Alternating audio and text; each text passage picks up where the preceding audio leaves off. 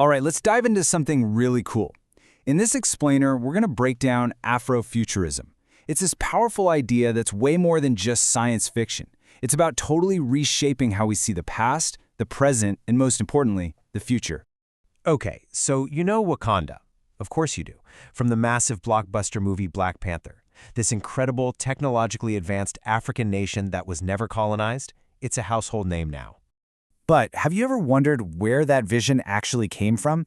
I mean, it didn't just pop out of nowhere. That whole idea is rooted in this really rich cultural and literary movement that's been building for decades. And that's exactly what we're going to explore. So let's start with the absolute core of it.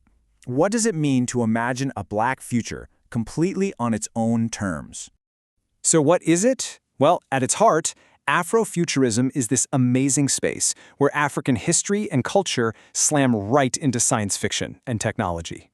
It's all about looking forward, but, and this is so important, always honoring the past. The term itself actually got popular back in the 90s. A cultural critic, Mark Deary, saw this pattern emerging in art and literature, and he's the one who gave it a name, and his description just nails it. A way of looking at the future through a black cultural lens. So what makes something Afrofuturist? I mean, it's got to be more than just having black characters in space, right? And it is. There are some key ingredients, a kind of recipe that defines the whole movement. And what's so cool is how these 5 elements all work together. It kicks off with fusion, right? Taking African culture and mixing it with futuristic tech. Then comes reimagining. This is absolutely crucial. It's about using things like time travel, not just for fun, but to really confront and reclaim histories of slavery and colonialism. Speculation gives you that sci-fi framework, but it's all in service of empowerment, making sure black voices and experiences are front and center. And finally, it all comes together by blending these different genres to create something totally fresh and new. Now, ideas this big don't just appear overnight. They were built, literally word by word, by some incredible writers. So let's talk about the trailblazers who really laid the foundation for everything we see today. And you simply cannot talk about Afrofuturism without saying the name Octavia E. Butler. She is an absolute legend, one of the most important pioneers of the entire movement. No question. Her novels are basically masterclasses in how to do this. I mean, take Kindred. It's about a modern black woman who keeps getting pulled back in time to a slave plantation. It uses that sci-fi idea of time travel to make the horrors of the past feel incredibly real and immediate. Or look at Parable of the Sower, where she explores how people build new communities and just survive in a dystopian America, all through the lens of black resilience. And carrying that torch forward today is the amazing Nnedi Okorafor. She's one of the most exciting and important voices in Afrofuturism right now. Okorafor's work is just electric.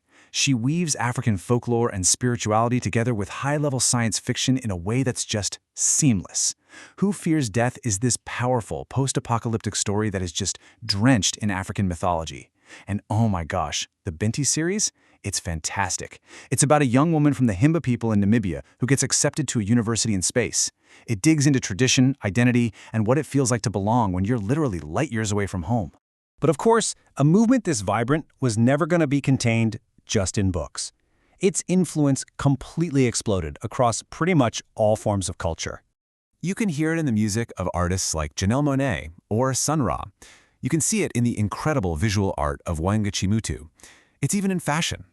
Afrofuturism has become this powerful aesthetic that's shaping our whole cultural world, which, of course, led it straight to the big screen. And that brings us full circle right back to where we started. The film Black Panther took all of these incredible ideas from literature and art and just launched them to a massive global audience. And you can see the connection so clearly right here. Fusing ancient culture with super advanced tech, yeah, that's Wakanda. Centering black empowerment and agency, well, what's more empowering than an uncolonized African nation that leads the world? Black Panther basically took the core ideas of Afrofuturism and made them into a global phenomenon. So, here's the main takeaway, the most important point. Afrofuturism isn't just about cool sci-fi or escaping reality. It's a tool, a really powerful one. It's a way of challenging the stories we've always been told and actively creating new visions for the future. Visions filled with hope, power, and transformation. By putting black culture, history, and identity right at the very center of these stories, Afrofuturism doesn't just create new futures for some people. It cracks open whole new worlds of possibility for every single one of us. And it leaves us all with a pretty powerful question to chew on. What future will you imagine?